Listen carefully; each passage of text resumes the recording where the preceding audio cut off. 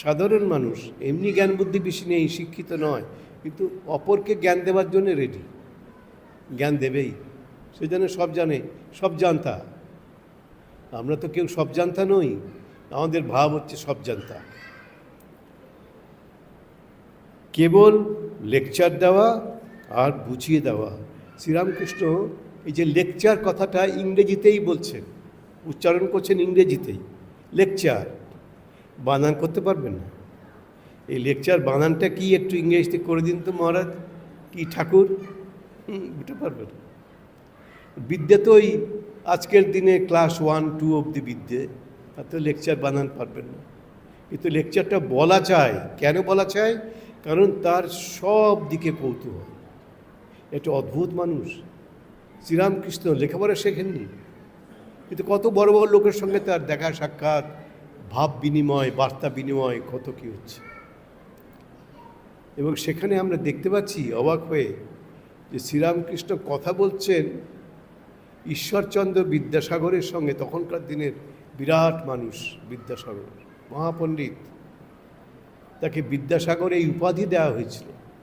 ঈশ্বরচন্দ্র, তার নাম ছিল ঈশ্বরচন্দ্র বন্দ্যোপাধ্যায়, ব্যানার্জি ছিলেন।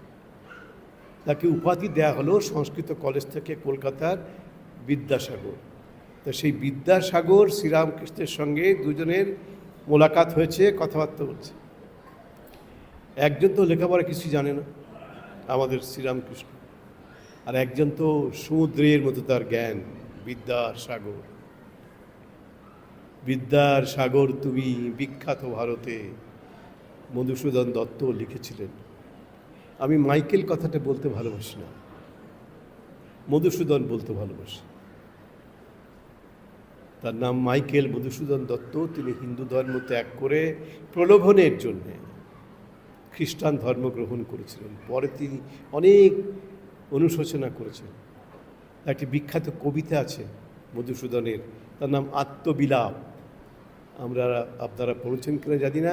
তখন তো একটাই দেশ, অবশ্য আমার জন্মের আগেই দেশটা বিভক্ত হয়ে গেছে, কিন্তু তখন তো দেশ একটা। তখন একই গ্রন্থ সারা দেশে বাঙালির মধ্যে পাঠ্য ছিল।